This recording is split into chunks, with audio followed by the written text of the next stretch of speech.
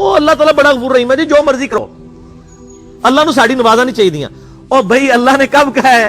کہ مجھے تمہاری نمازیں چاہیے؟ اللہ تو کہتا ہے تمہیں تمہارے لیے نمازیں چاہیے، اور نماز کو اتنا کیجول بنا لیا انہوں نے۔ صحیح مسلم کے اندر حدیث ہے، آپ صلی اللہ علیہ وآلہ وسلم نے فرمایا بندے کے کفر اور اسلام کے درمیان فرق ہی نماز ہے۔ جو نماز پڑھتا ہے وہ مسلمان ہے، اور جو نماز نہیں پڑھتا وہ پاکستان کے شناختی کارڈ میں مسلمان ہے، اللہ کی ڈیفینیشن میں وہ عملاً کافر ہے۔ صحیح مسلم انٹرنیشنل نمبرنگ کے مطابق 246 نمبر حدیث ہے، آپ جا کے پی ڈی ایف کھول لیں اسلام 360 میں، جا کے 246 نمبر حدیث صحیح مسلم کتاب الایمان چیپٹر میں کھول کے دیکھیں کہ بندے کے کفر اور اسلام، شرک اور اسلام کے درمیان فرق ہی نماز ہے۔ آپ بے شک اپنے آپ کو مسلمان کلیم کرتے رہے، لیکن وہ شناختی کارڈ والا مسلمان ہے، نکاح طلاق والا مسلمان ہے، اس کا جنازہ بھی پڑھ دیا جائے گا، پیدا ہوگا اذان بھی دے دی جائے گی، اللہ کے حضور وہ مسلمان نہیں ہے، وہ بس کلمے کا ہی ہم احترام کرتے ہیں، ادروائز تو عملاً کافر ہے وہ۔ اسی طریقے سے جامعہ ترمذی میں حدیث ہے، سنن نسائی کے اندر حدیث ہے، سنن ابن ماجہ کے اندر حدیث ہے کہ آپ صلی اللہ علیہ وآلہ وسلم نے فرمایا جس نے نماز چھوڑ دی گویا اس نے کفر کیا، من ترک الصلاۃ متعمدا فقد کفر۔ اس سے زیادہ اور کیا سخت بات کی جائے کہ کسی کو یقین آئے کہ جس نے جان بوجھ کے نماز چھوڑ دی اس نے کفر کیا۔ اب جان بوجھ کے یہ نہ سمجھیے گا کہ جی میں بال بچیاں دے وہ کمائی کرتا رہنا تو منو ٹائم نہیں ملتا۔ جان بوجھ کی ڈیفینیشن بھی نبی علیہ السلام نے بخاری اور مسلم میں موجود ہے کہ اگر کوئی شخص بے ہوش ہو جاتا ہے یا سویا رہ جاتا ہے، یہ دو آپشنز ہیں، یا تیسرا آپشن ہے وہ بھول جاتا ہے، تو جیسے یاد آئے اسی وقت وہ والی نماز پڑھ لے۔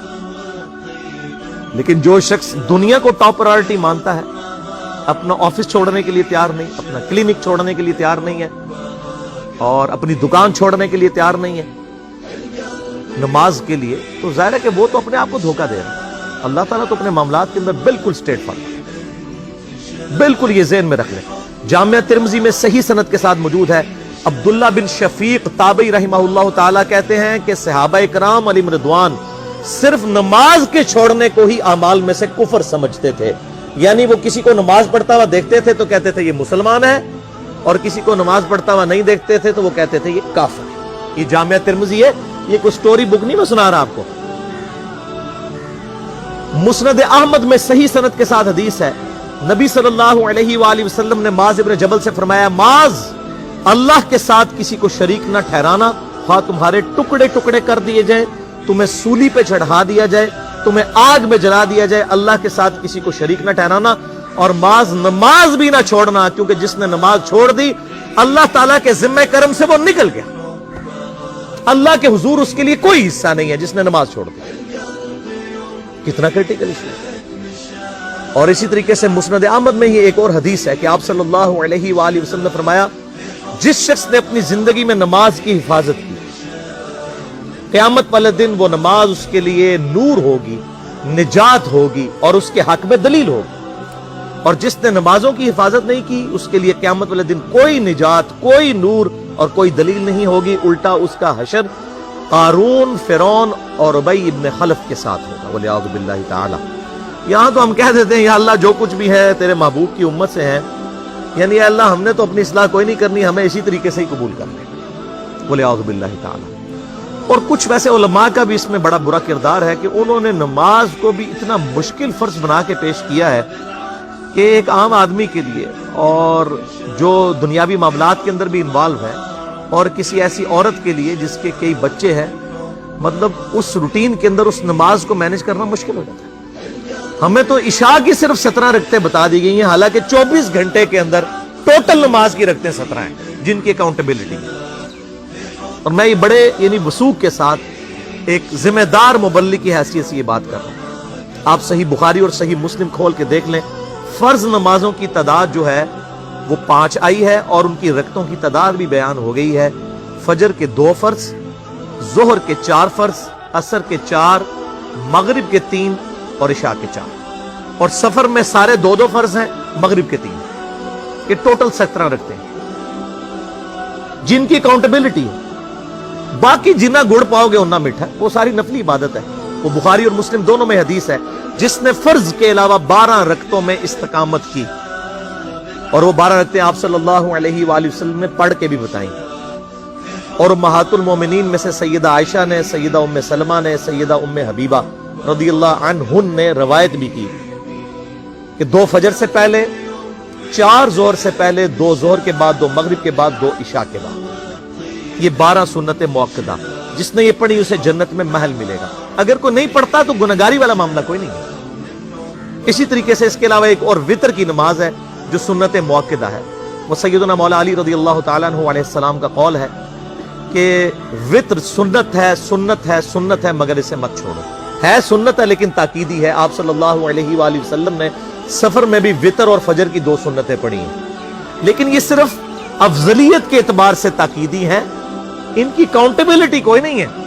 البتہ یہ ضرور ہے، سنن ابی داؤد میں ایک حدیث ہے